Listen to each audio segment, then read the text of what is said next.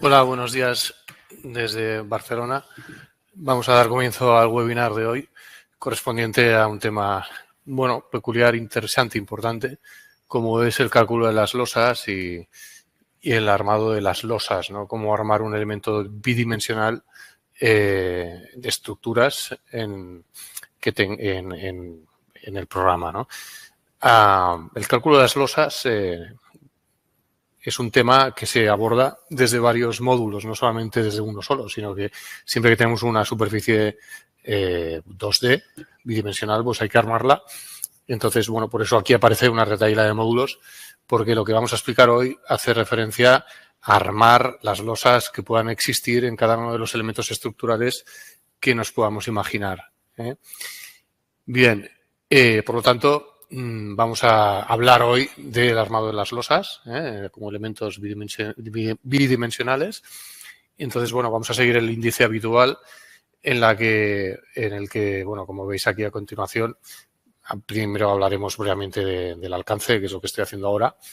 Haremos una introducción teórica y esta introducción teórica a continuación vendrá acompañada por una explicación ya particular de cómo armar a flexión, a fisuración y a cortante según los métodos que aquí veis expuestos, el método habitual de Butey-Armer, un método de Bauman que es más optimizado, y luego también con el cortante. ¿Qué hacemos con el cortante con una losa? Bueno, pues los eurocódigos establecen un método y pues lo expondremos. La segunda parte del webinar es práctica y los puntos 6, 7, 8, 9 y son ejemplos prácticos que veremos en el siguiente webinar. El webinar de hoy veremos los 5 primeros puntos y es un webinar teórico. Veremos aplicación práctica en el siguiente webinar. Bien. Por lo tanto, si empezamos a hablar del webinar de hoy, pues bueno, va de losas. Vamos a ver cómo se calculan las losas. Para muestra un botón. Estamos hablando de que en un tablero losa, pues tenemos los voladizos y aquí disponer unas armaduras. Si estamos con un paso inferior, pues imaginar todo lo que tenemos, los hastiales, losa dintel, losa de la solera. Si estamos una sección cajón, pues más de lo mismo, tenemos los voladizos, las almas. En un tablero de vigas, pues tenemos la losa superior. ¿Cómo se arma? ¿Cuál es la forma o procedimiento? Incluso pues al margen del programa, desde un punto de vista teórico. En ese sentido, las losas son elementos que son láminas gruesas, nos moveremos en este contexto. Cuando hablamos de armar, tendremos que hablar de las verificaciones en servicio en estado límite último habituales, fisuración, flexión, cortante. Y lo que veis aquí a la derecha, bien, es la segunda parte del webinar, es decir, veremos la aplicación práctica en una serie de módulos que tienen estos elementos y aquí donde veis prontuario, pues hace referencia al prontuario que tenemos que se llama el prontuario de placas, donde está implementado el método de Bauman que explicaremos a continuación. Este sería el orden de exposición y ya pues empezamos un poco una parte teórica y una introducción que es la siguiente. Bien, el cálculo de las losas hay que ponerlo en contexto, ¿no? Tenemos los elementos estructurales que los podemos estructurar en un comportamiento unidireccional, 1D, un comportamiento bidireccional, 2D, o sea que aquí estamos, esto es lo que vamos a intentar explicar hoy. Y luego, bueno, pues una cosa que sale de ámbito, pero para entender que también hay estructuras con un comportamiento 3D, que, bueno, pues ahí ya estamos en otro ámbito, en otro mundo. Estamos hablando de losas de hormigón con elementos de acero pasivo activo y no olvidemos pues que evidentemente los elementos estructurales pues están sometidos a unas cargas. Las cargas son hipótesis que pueden ir ocurriendo a lo largo de la vida útil de la estructura y aquí un poco, sobre esto insistiremos a continuación. La complicación más importante es que el mecanismo estructural de respuesta, ¿no?, depende no solamente de la geometría, como veremos, sino también de cada hipótesis de carga. Esto complica un poco el asunto. Bueno, vamos a hacer un repaso muy rápido de teoría de los materiales. Entonces, básicamente las 4 palabras mágicas que hemos de recordar son las siguientes: movimientos, deformaciones, tensiones, de esfuerzos. Y si vamos una a una, pues bueno, es un poco por centrar el problema. Recordemos que en una estructura al final lo que interesa, el resultado final, es el campo de movimientos en coordenadas X y Z y de giros, desplazamientos y giros. Si conocemos esto, si esta es la respuesta de estructura, pues estamos en condiciones de poder armar o generar el despiece de la estructura. A nivel de deformaciones, bueno, no es más que derivar los movimientos. El siguiente eslabón serían las tensiones. Las tensiones no es más que obtener los esfuerzos en los elementos diferenciales por unidad de superficie. Y finalmente, el último paso es, o son, los esfuerzos. Los esfuerzos son las tensiones integradas en la sección. Es decir, a partir de las tensiones que teníamos antes, pues integramos y obtenemos los esfuerzos en los elementos diferenciales. Esto es un poco para recordar dónde estamos y para centrar un poco el problema en relación con la teoría de materiales. Las 4 palabritas mágicas que he comentado aquí son las mismas que veis aquí y en esta secuencia, pues aquí hay que tener en cuenta, primero, pues que para pasar de movimientos a deformaciones, como he dicho antes, lo único que hay que hacer es derivar. Se derivan los movimientos, esto está mal escrito. Se derivan los movimientos y se obtienen las deformaciones. Para pasar de deformaciones a tensiones, esto ya no es estrictamente matemático, sino que requiere de ver cómo trabaja el material y, por lo tanto, hay que apelar a las ecuaciones constitutivas, que mayormente serán elásticas, y estas ecuaciones pues, nos permiten relacionar pues, los movimientos con las tensiones, las deformaciones con las tensiones. Y finalmente, esto sí que ya es matemático, pues la obtención de los esfuerzos a partir de las tensiones, como he dicho antes, pues no es más que integrar las tensiones. La teoría de materiales, sobre todo, se basa en 2 hipótesis que hay que establecer. Una es sobre los movimientos, ¿no?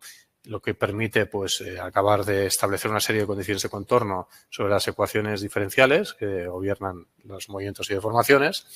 Y finalmente, tal como aparece en esta palabrita mágica, ecuaciones constitutivas, hay que establecer la relación entre deformaciones y tensiones, ¿no? Eso es la gracia, aquí está un poco la madre del cordero de lo que sería la teoría de los materiales. Bien. Todavía también haciendo un pequeño o rápido resumen de recordatorio de la teoría de materiales, pues aquí lo que conviene es centrar o contextualizar un poco las losas, ¿no? Esta tabla, ¿no?, resume los elementos estructurales que podamos imaginar, bueno, dejando al lado los elementos en 3D, estos ya nos olvidamos, y esta tabla se tiene que leer de arriba a abajo y de izquierda a derecha, ¿eh? Si empezamos, por ejemplo, por la primera columna, vemos que aquí hablamos de vigas, de elementos 1D. Diferenciamos entre vigas delgadas y gruesas porque, bueno, básicamente es el tema de considerar en el cortante la cizalladura o no. Pero fijaros que a continuación, ya pasando del 1D al 2D, a los elementos bidimensionales, entonces estamos en lo mismo. O sea, tenemos placas delgadas en esta columna tenemos placas y aquí tenemos láminas, ¿no? La diferencia entre las placas y las láminas está en que las láminas, que es el elemento más, diríamos, genérico, incorpora los esfuerzos de membrana, ¿no? Los esfuerzos axiles dentro del propio plano de la placa, ¿eh? Y luego, pues aquí hay una subdiferencia, ¿no? Es decir, aquí estamos en lo mismo. En relación entre placas delgadas y placas gruesas, tenemos la cizalladura, una vez más, y luego aquí lo mismo, ¿eh? Entre láminas delgadas y gruesas, pues tenemos la cizalladura. Nosotros, olvidándonos de los elementos 1D, vamos a ver hoy el armado de las losas y concretamente el de los 4 posibles. Vamos a centrarnos en el caso más genérico, que lo engloba todo, ¿eh? Por lo tanto, estamos en el caso, diríamos, más general. Bien, bueno, un pequeño recordatorio de criterios de signos. Nosotros vamos a trabajar, por lo tanto, con láminas gruesas y hemos ya hablado de movimientos, de lo que son deformaciones, tensiones, esfuerzos y básicamente ya centrados en este tipo de elemento, pues recordar o insistir o ubicarnos en esta terminología, en estos símbolos y en estos criterios de signos. Bien. Entonces, todavía en teoría de materiales, insisto que es un webinar teórico y en el siguiente webinar daremos la parte práctica con la utilización del programa. Antes he comentado, unas diapositivas antes, pues que la teoría de materiales se basa en dos hipótesis y vamos a ver cuáles son estas dos hipótesis. En el caso particular de las láminas gruesas. Las láminas gruesas, cuando hablamos de la hipótesis sobre los movimientos, tampoco voy a insistir mucho, pero es lo que conoceréis todos, de que según la teoría de Reisner-Mitlin, ¿no? Para láminas, pues hay una serie de hipótesis. No sé si voy a leerlas y si vale mucho la pena leerlas. El caso es que al final conducen a una una particularización de las leyes de movimientos, ¿no?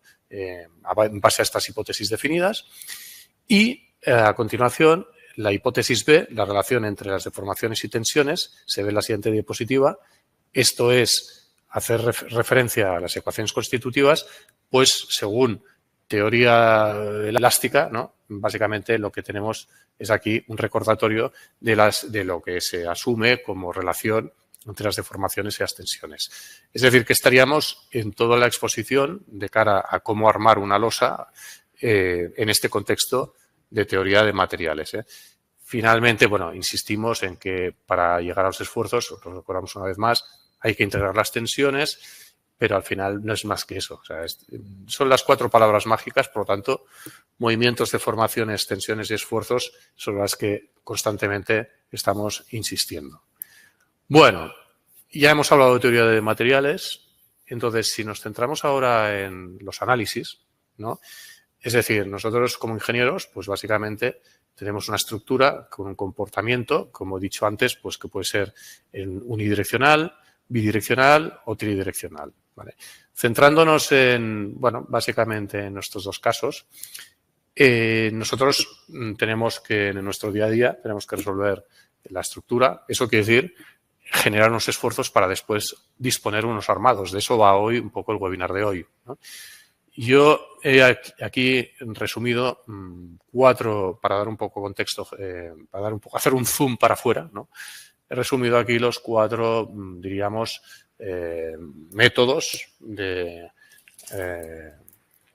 métodos para generar o llegar a la solución final, que es las obtenciones de esfuerzos y de armados, ¿no?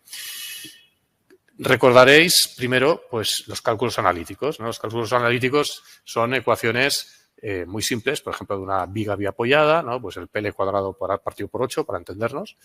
Y, bueno, este método es muy exacto, pero tiene el inconveniente de que son métodos poco flexibles, ¿no? Si tenemos cargas o geometrías raras, pues ya es difícil dar con una solución analítica. También ha habido un esfuerzo, sobre todo antes de que existieran los ordenadores y el cálculo numérico, un esfuerzo para llegar a los ábacos. Estos ábacos son fabulosos, pero estamos un poco en lo mismo. Son métodos poco flexibles que asumen una serie de cuestiones, cargas uniformemente repartidas. Lo damos un poco, yo creo que esto ya forma un poco de parte del pasado. Ahora llegamos, en cambio, al método de bielas itinerantes, sobre el que hablaremos a continuación, y sencillamente aquí introducir la palabra dificultad, ¿no? Es decir, los métodos de bielas itinerantes son difíciles y además dependen de las cargas. Finalmente, tenemos el método de los elementos finitos, que conoceréis, al que deberíamos apuntar porque este método tiene 2 grandes virtudes, que es flexible con la geometría y también es flexible con las cargas, ¿no? Entonces, para calcular las losas, en este contexto, habremos de apoyarnos en este último método para ir luego volver a este. Ahora hablaremos sobre esta cuestión. Es decir, con el método de elementos finitos tendremos un primer paso para obtener esfuerzos y después, para armar, generaremos un modelo o los que hagan falta de bielas y tirantes. Bien. Vamos a hablar un poco de esto, precisamente. Vamos a hablar de las bielas y tirantes. Las bielas y tirantes es un método que todo el mundo conoce y es la esencia del cálculo de estructuras de hormigón, ¿no? A alguien se le ocurrió en su día pues, poner barritas de acero dentro del hormigón, con lo cual solucionaba una cosa muy importante, porque el hormigón trabaja muy bien a compresión, pero trabaja muy mala tracción, con lo cual el hecho de embeber barras pasivas o activas dentro del hormigón hace que estas barras activas o pasivas hagan de tirantes y sean los responsables de generar o de absorber la tracción. Bien, por lo tanto, en el contexto de un material de hormigón con acero pasivo activo, ya sea 1, 2 o 3D, y bajo unas acciones particulares, lo que se hace es tratar una estructura de hormigón con sus barritas, pues como un conjunto de bielas y de tirantes. Esta es la esencia y es importante, a mí me gusta mucho imaginarme como un escultor trabajando una estructura de hormigón en el sentido de que aquí sobran cosas. Es decir, tenemos la estructura de hormigón hecha, pero es esencial, ya sea una losa, ya sea una viga, lo que sea, entender cómo trabaja por dentro. Entonces, trabajar cómo trabaja por dentro una estructura se ve esculpiéndola, ¿no? Cuando uno esculpe lo que sobra, ¿no? Y quita la piedra lo que sobra, al final lo que queda es precisamente las dos palabras mágicas que hemos dicho antes, que son las tirantes, donde generan, tirantes sería abajo en este caso, donde funciona la estructura a tracción, unos montantes también que puede haber de compresión y de tracción, y allá arriba pues un cordón comprimido. Esta es la esencia del método de las bielas.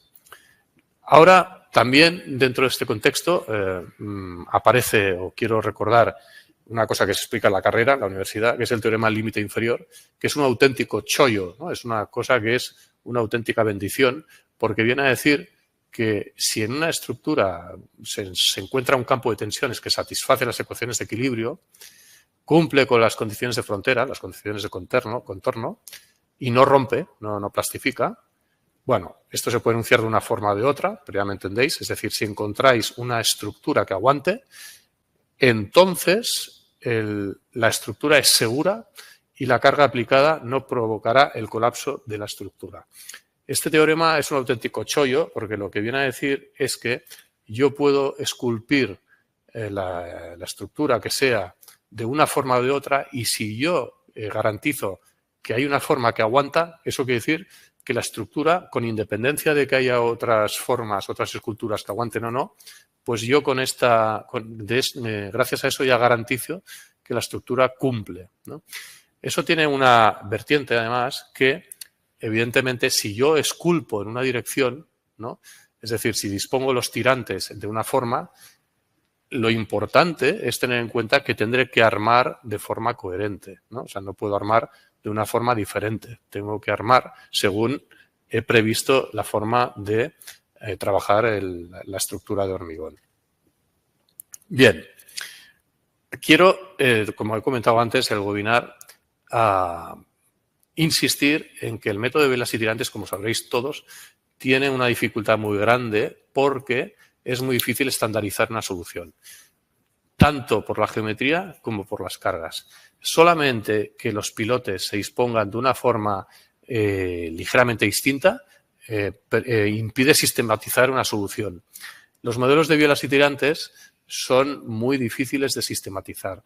Y no solamente por la geometría, como digo, también por el tema de las cargas, porque solamente que tengamos una carga aplicada en una coordenada, en un sitio distinto, esto complica, marea la perdiz de mala manera y hace que la sistematización sea muy difícil. A lo mejor estoy hablando más como programador o desarrollador que como ingeniero. Como ingeniero, pues precisamente cuando estamos proyectando algo tenemos una estructura definida y a la vista de ella pues damos con una solución. Como programador es difícil dar una solución única a una estructura cuya variabilidad puede ser tan grande. Bien, también un poco por insistir en el tema de las bielas y tirantes, comentar que al final, aquí vemos un ejemplo, un sistema de bielas y tirantes no es más que un sistema de unas barras articuladas que solamente trabajan a tracción y compresión. Entonces, estas barras lo único que tienen que estar es en equilibrio, o sea, la estructura no tiene que ser un mecanismo, pero como digo, si al final soy capaz de encontrar un mecanismo y dimensionarlo, pues al final habré obtenido la solución.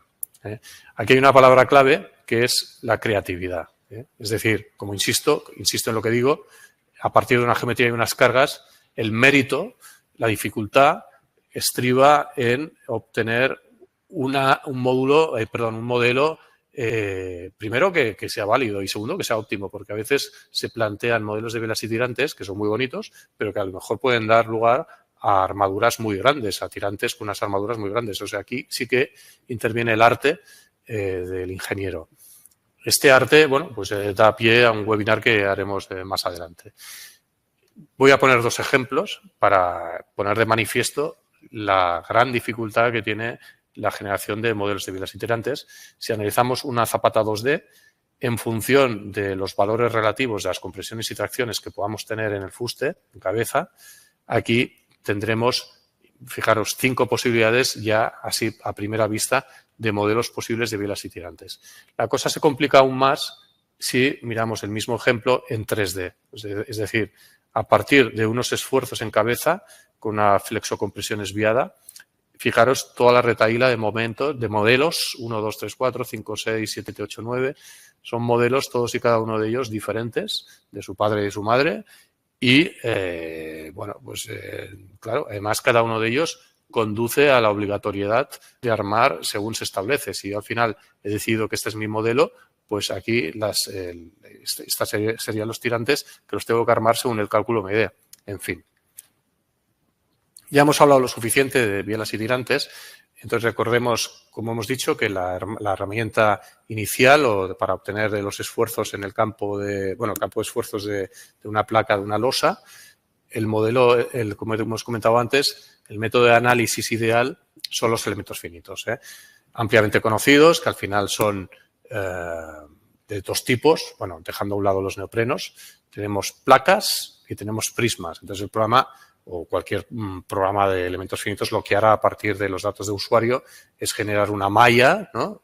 Más o menos grosera, y sobre esta, pues al final obtendremos un campo de esfuerzos tanto en los elementos 1D como en los elementos 2D, ¿no? Estos serían los resultados. O sea, yo a través de una estructura obtengo su deformada, tengo el campo de movimientos, tengo el campo tensional, el campo de esfuerzos, lo tengo todo. Si nos centramos ya en las placas, que es lo que tendremos que armar, pues aquí tendremos los resultados del cálculo de elementos finitos, pues darán lugar a unos esfuerzos que son los que me interesan. Bien. Bueno, esta hoja yo diría que es la principal porque viene un poco para no perder el norte, para recordar cuál es el objetivo que tenemos delante, ¿no? El objetivo es que yo tenga una estructura, sea la que sea, por ejemplo, un muro, o esto que veis aquí es una losa en planta, un cuadradote, esto es una losa. Entonces, el objetivo final, no lo perdamos de vista, o sea, este es el nuestro norte, es obtener una solución en armaduras, ¿no? O sea, nosotros, por el medio estará un campo de esfuerzos, las solicitaciones, pero al final no nos olvidemos de que al final lo que necesitamos obtener es un campo de esfuerzos.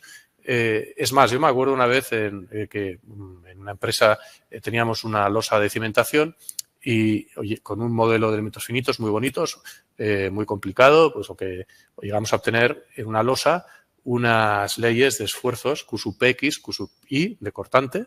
Y entonces la cuestión era, bueno, ¿y esto cómo lo traducimos en estribos de cortante? Tengo una ley muy bonita de isovalores de esfuerzos, pero al final, ¿cómo llegamos a parar a unos cercos o unos estribos de cortante, ¿no? Esta es la cuestión capital, ¿no?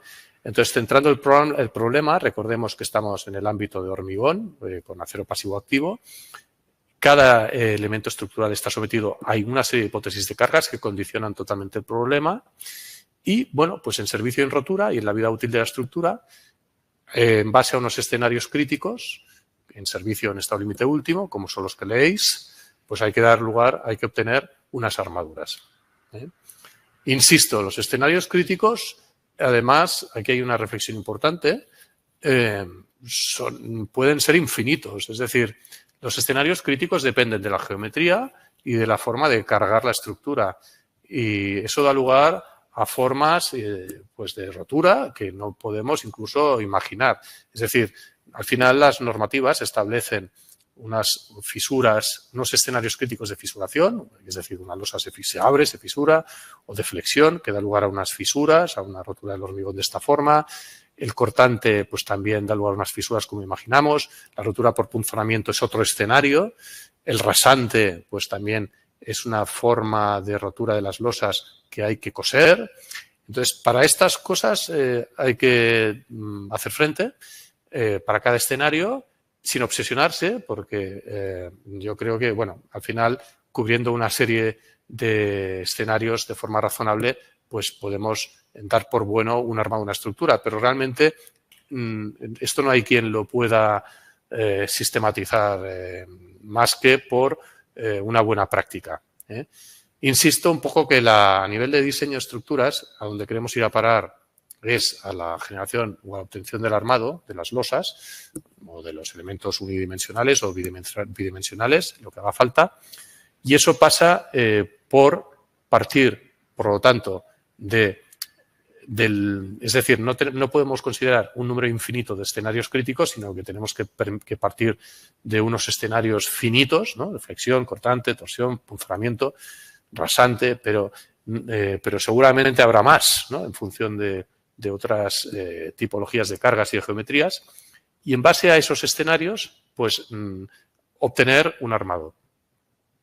Entonces, varias reflexiones. Primero, como he dicho antes, pues toda estructura al final es un conjunto de bielas y tirantes, ¿no? Hay que convertir la estructura de hormigón, esculpirla o generar unas tracciones, unas compresiones y armarlas, ¿no? Y coserlas, ¿no?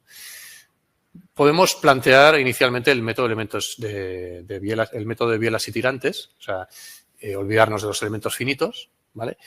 Pero podemos hacer lo contrario, podemos obtener los esfuerzos a partir de un campo de elementos finitos. Eso bien, eso de todas formas, quiero decir, aunque nosotros hagamos un modelo de elementos finitos, lo que vengo a decir es que a partir de los esfuerzos obtenidos por los elementos finitos, de igual manera tendremos que llevar a cabo un análisis de bielas y tirantes, ¿no? Porque al final, muy bien, yo he obtenido unos esfuerzos, pero al final tengo que armar esa losa, tengo que armar esa viga. ¿Cómo lo haré? Pues lo haré con razonando que el hormigón trabaja de una forma con elementos articulados, comprimidos o traccionados, y al final tendré que ir a parar a lo mismo, que son los modelos de bielas y tirantes. En definitiva, toda verificación final es esencialmente un cálculo de bielas y tirantes.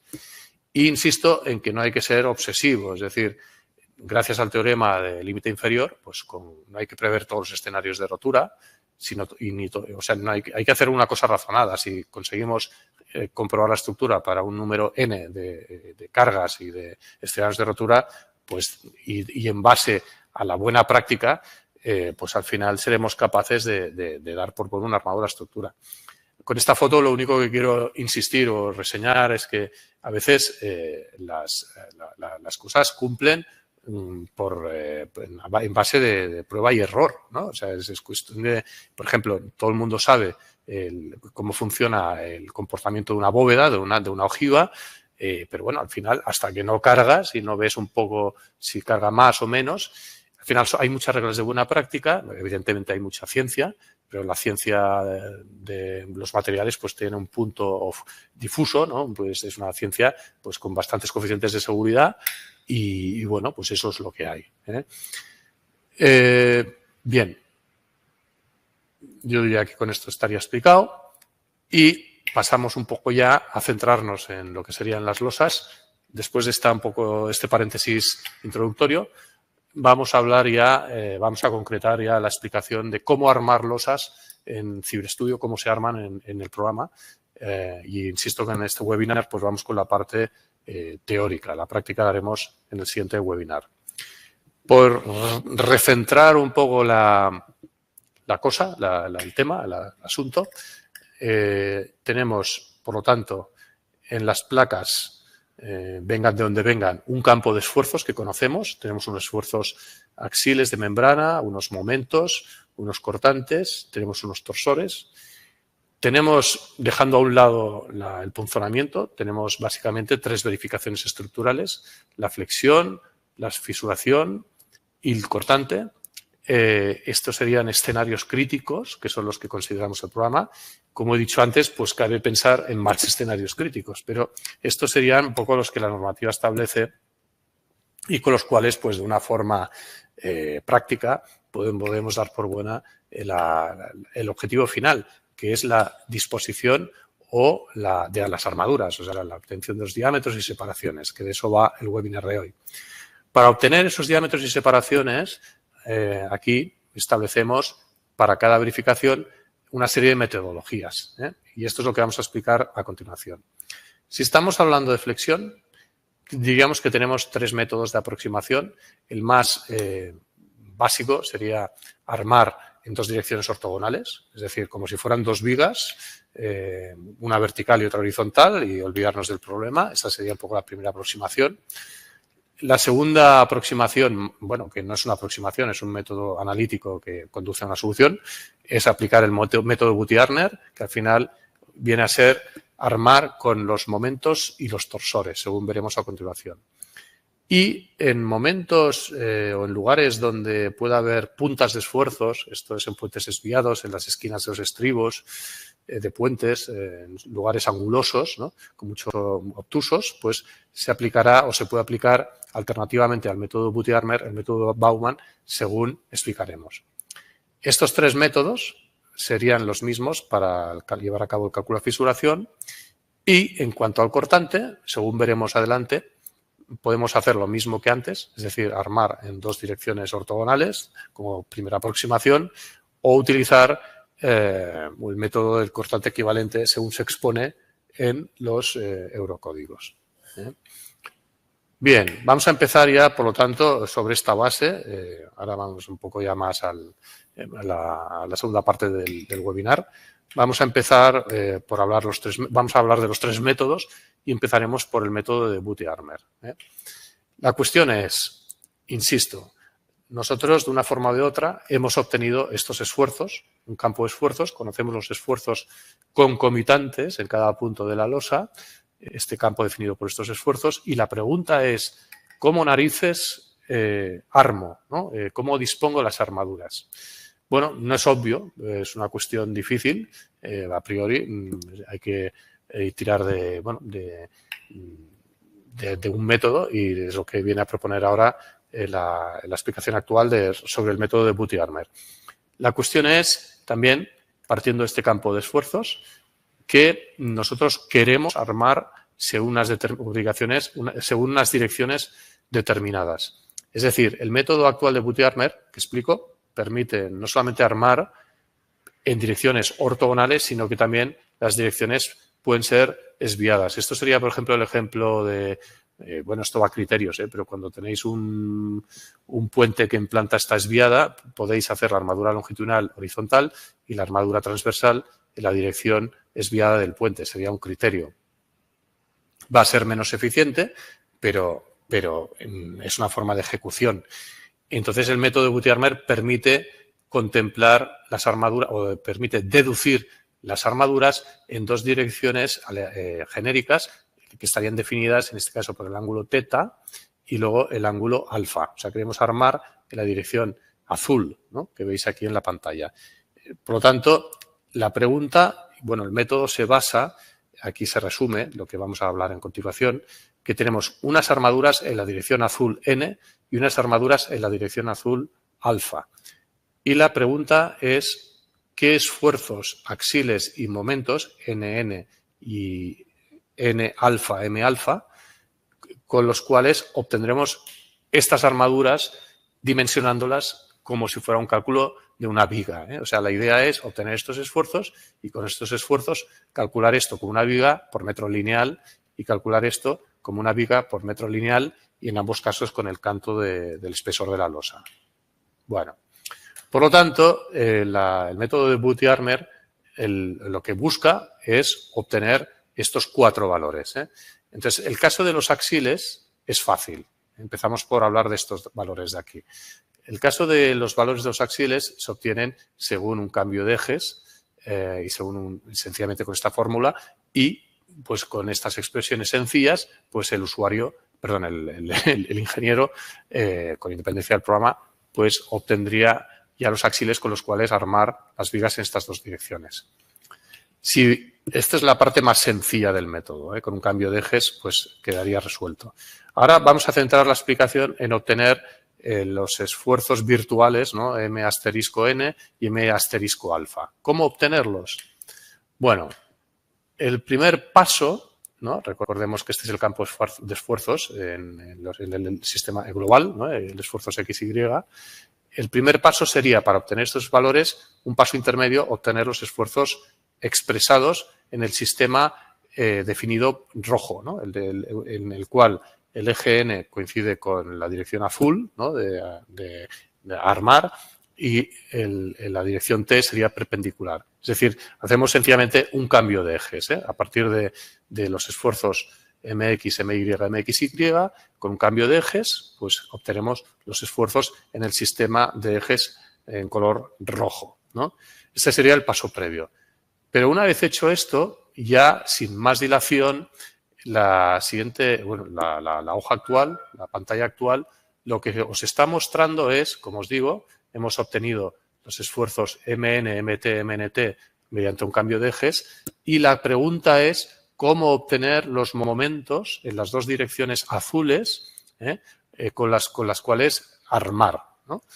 Bueno, recordemos que en la losa tenemos una cara inferior y una cara superior. Por lo tanto, hemos de obtener una armadura inferior y una armadura superior. Pues aquí no vamos a entrar en el desarrollo de las ecuaciones. Se da la solución al problema. Es decir, aquí obtenemos los valores al principio de todo, en estas dos primeras filas, de las ecuaciones que gobiernan el valor de m asterisco n y m asterisco alfa en función de los esfuerzos que hemos obtenido mn, mt, mnt, ¿vale? Es decir, aquí tenemos esta expresión, este carro, y en este caso, pues esta expresión con este otro carro. Hay una pequeña letra que es, bueno, todo esto os lo tenéis que creer. Bueno, si queréis, si tenéis la curiosidad, estos métodos están publicados y su demostración puede obtenerse. En estas publicaciones se establece que para los casos o las casuísticas en que haya un signo negativo, ¿no? Pues las expresiones tienen que tomar estos valores alternativos. Pero vamos a quedarnos un poco con las ecuaciones de arriba. En resumen, y no quiero perder un poco el norte, la cuestión es, o el resumen sería que si usted arma con los axiles que hemos obtenido antes, que son estos valores de aquí, ¿no? Que hemos comentado antes, y si usted arma con estos momentos, ¿no? Y usted dispone de las armaduras con las direcciones que ha predispuesto, esto garantiza que la losa aguanta todos los escenarios de rotura en cualquier dirección, ¿vale? Con lo cual la losa se da por buena. Bien, para acabar, porque seguramente, normalmente la gente, todo el mundo conoce este método de Buty-Armer con el caso particularizado en que alfa vale 90, ¿no? Para acabar, esta pantalla lo que muestra es precisamente esto. Es decir, cuando alfa es 90, las expresiones que he comentado ahora antes, que tienen esta forma, pues quedan reducidas o simplificadas, ¿no? Seno de alfa sería 1, o sea, cuando alfa va a 90, cotangente sería 0, etc. De tal forma que las expresiones, para el caso de dos direcciones arbitrarias, pero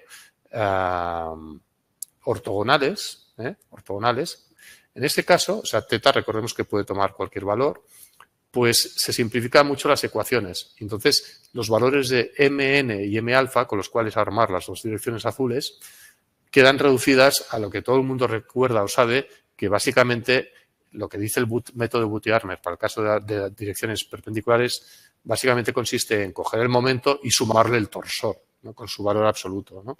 En la armadura inferior, y en cambio en la armadura superior, lo contrario, es coger el momento y restarle el momento torsor.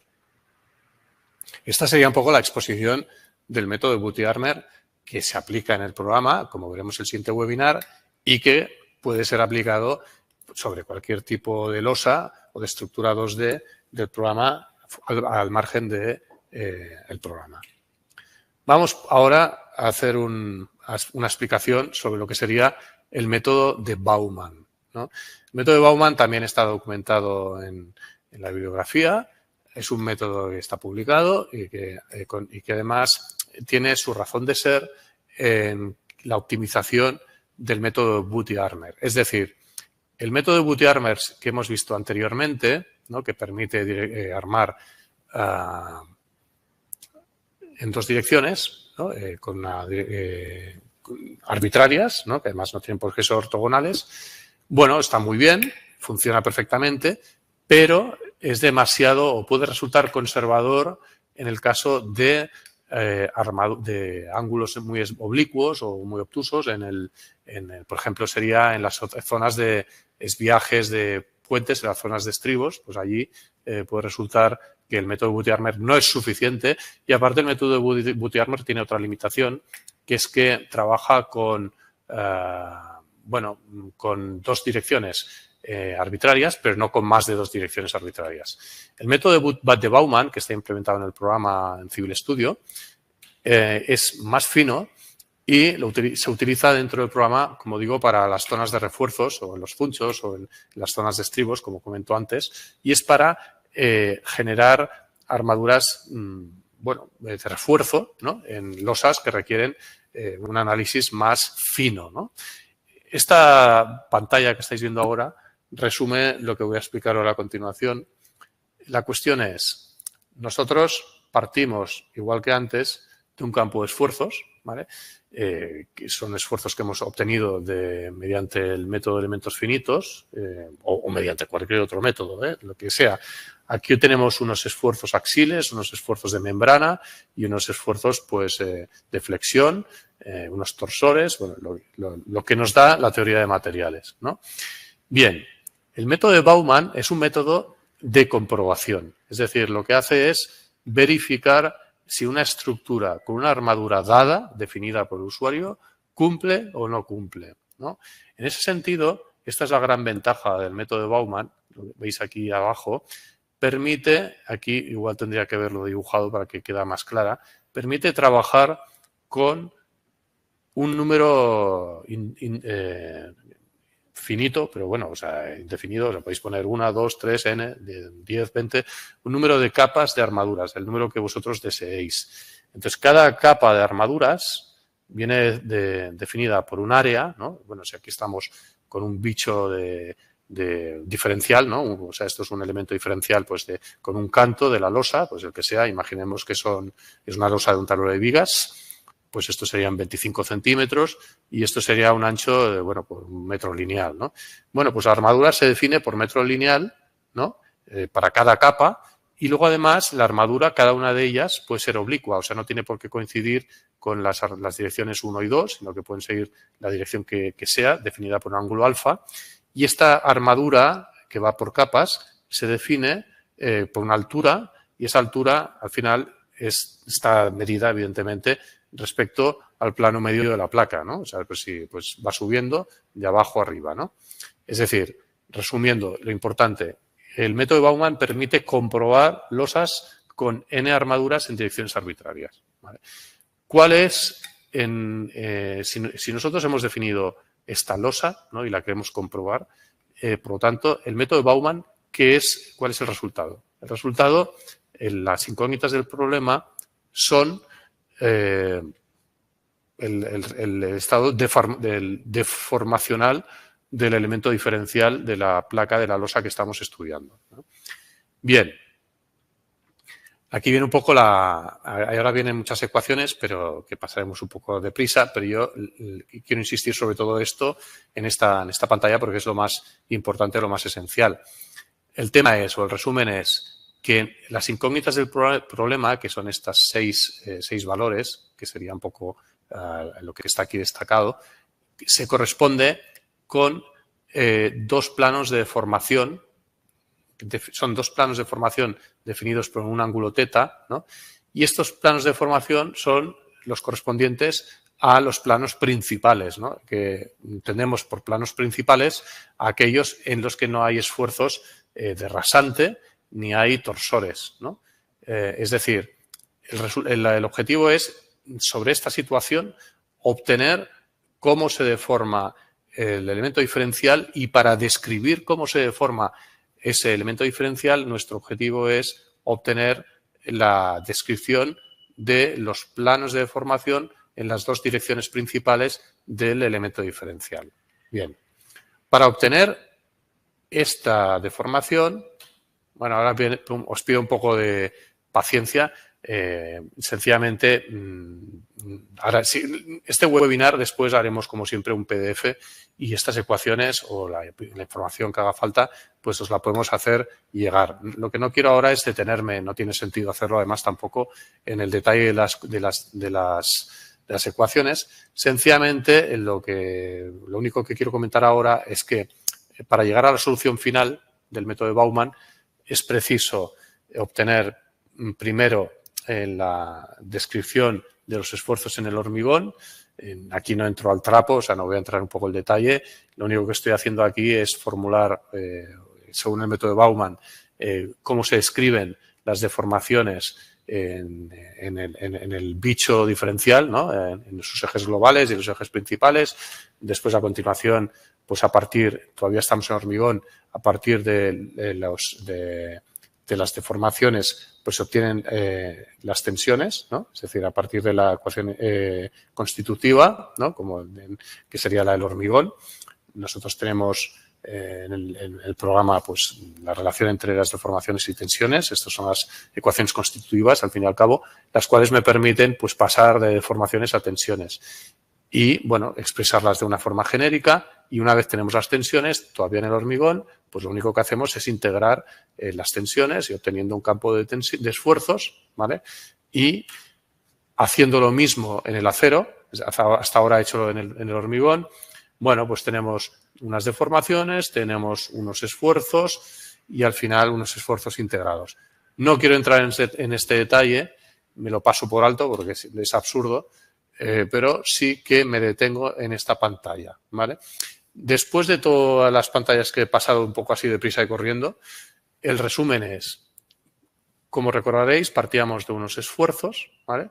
Los esfuerzos iniciales, NM, serían, bueno, que aquí pone NIJ, MIJ, pero diríamos que tenemos unos esfuerzos que son los que están sometiendo a la losa que estamos analizando. Entonces, nuestro problema, recordemos, es saber cómo se deforma el bicho que está definido por estas ecuaciones que al final le podemos llamar R, ¿no? R es nuestra incógnita, es nuestro plano de formación. Y lo que veis aquí a la izquierda, C hace referencia al hormigón y S hace referencia al acero. Y como veis de aquí, todos estos cuatro términos, que son estos cuatro, hacen referencia a los esfuerzos en el hormigón y a los esfuerzos en el acero, según hemos visto antes. La cuestión es que los esfuerzos en el hormigón y los esfuerzos en el acero son unos valores que dependen de nuestra incógnita, ¿eh? Entonces, yo no quiero ahora un poco entrar en el detalle matemático. Lo único que quiero establecer es que esta es la ecuación final del problema. Nuestra incógnita es R y esto sería un poco nuestro dato, ¿no? Nuestros esfuerzos actuantes. Entonces, sin entrar un poco en cómo se resuelve el problema. La cuestión final es que yo, después de resolver el método de Bauman, la ecuación no lineal, ¿no? Mediante un método iterativo, voy a tener dos utilidades finales al método de Bauman en servicio y en estado límite último. Si yo estoy estudiando una situación en servicio, yo lo que quiero es obtener la solución final del plano de formación, que en el sistema de ecuaciones que aquí destaco, al final es imponer que lambda es 1. De una forma matemática, que no entra al caso, entraré el plano de formación. Y con el plano de formación, lo que obtendré, o lo que seré capaz de tener, es lo que me interesa, que es la abertura de fisura, según veremos a continuación. Si yo estuviera, en cambio, analizando unos esfuerzos y los quiero llevar a rotura, la incógnita, además de R, ¿no? Del plano de formación, es el valor de lambda, que lambda lo que quiere decir es que el método de Bauman lo que hace es ir aumentando el valor de los esfuerzos de cálculo en estado límite último hasta romper bueno, que rompa en el dominio de rotura que sea, y tanto en el acero como en el hormigón, y Es decir, que R definirá el plano de rotura y lambda definirá los esfuerzos proporcionales a NM, N con mayúscula. Es decir, cuando yo esté haciendo un análisis a rotura, el valor de lambda lo que me va a dar es el factor de seguridad rotura.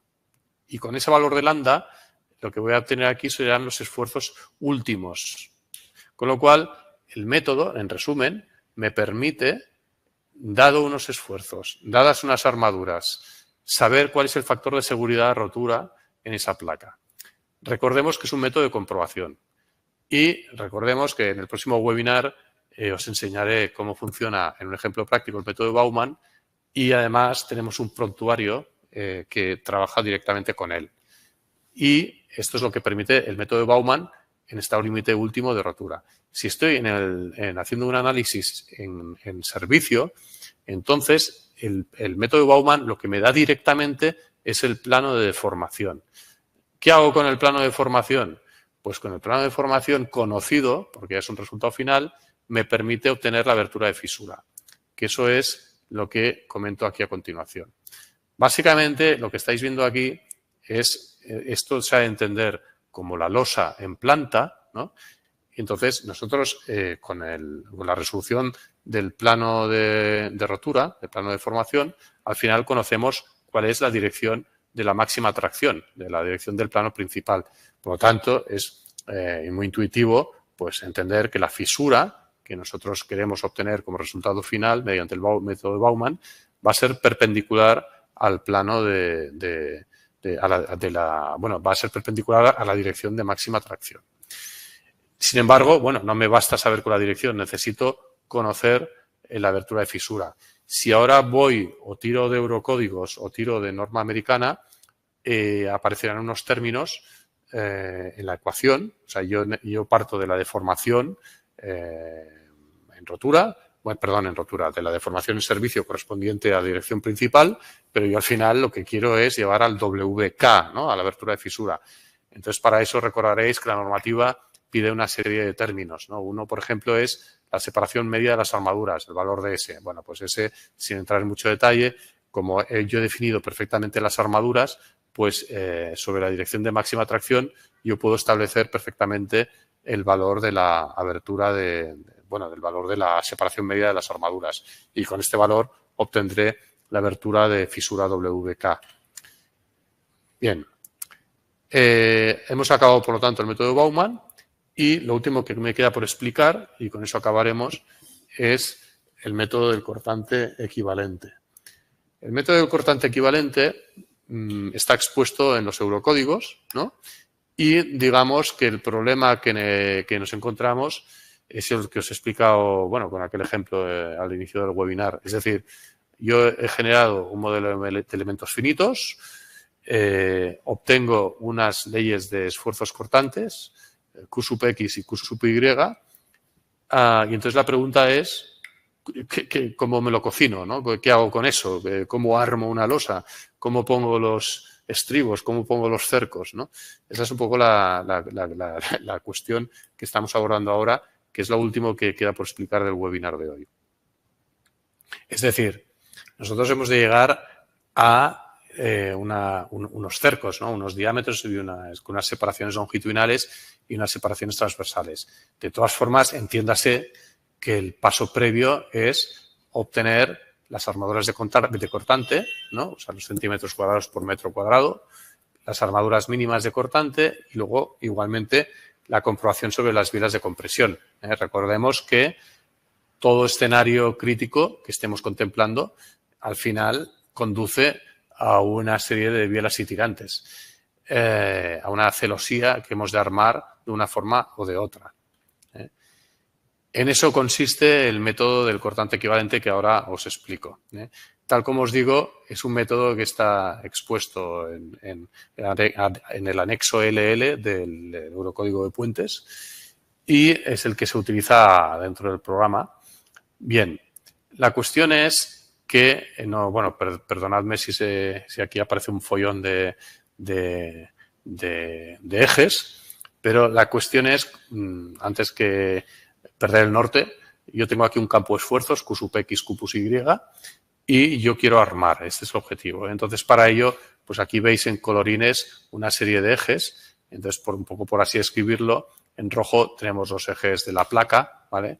Luego, bueno, en negro tendríamos, diríamos que esta placa ocupa en el espacio, pues no tiene por qué coincidir con los ejes globales, ¿no? Bueno, esto quizás es lo más anecdótico. Pero aquí hay dos temas más que son importantes. No perdamos de referencia de que las direcciones azules ya están establecidas por el cálculo a flexión que hemos hecho anteriormente, ¿eh? Es decir, nosotros tenemos un armado que ya no tiene por qué ser ortogonal y tiene estas direcciones definidas por, bueno, son las líneas azules, ¿eh? Finalmente, la idea en verde, ¿no? En verde aparecen unos ejes donde dice dirección principal y esa es un poco la base de la metodología del método de cortante equivalente, que ahora veremos a continuación. Es decir, el tema, aquí veis un recorrido de flechas, ¿no? Clac, clac, clac, clac, clac, hasta aquí. O sea, este es un poco el recorrido del método del cortante equivalente, que es lo que voy a explicar ahora a continuación. Básicamente, la cuestión es muy sencilla. Es decir, si nosotros tenemos un elemento en 1D, en un unidimensional, un poco por rescatar, me parece que lo teníamos aquí, es por recordar que el cálculo acortante en una viga, bueno, pues al final aquí lo tenemos, ¿no? Una viga, cuando nosotros la cortamos, la cargamos sometida a unas cargas, pues al final, ¿por qué armamos con el método habitual de bielas y tirantes, ¿no? Porque lo que intenta hacer el método de bielas y tirantes es reproducir las tracciones y compresiones que se producen de forma habitual cuando se carga la estructura e intenta romper siempre del mismo modo y, bueno, pues es cuestión de coser las tracciones ahí donde se producen, ¿no? Eso da lugar hasta estamos hablando de vigas, ¿eh? Eso da lugar al método habitual de bielas y tirantes y cuando nosotros estamos en normativa, que hablamos del VCU, el VSU, todas estas retahílas de expresiones que aparecen en la normativa, en el fondo estas resistencias no son más que las resistencias de las bielas y las armaduras de los tirantes que es preciso poner, ¿no?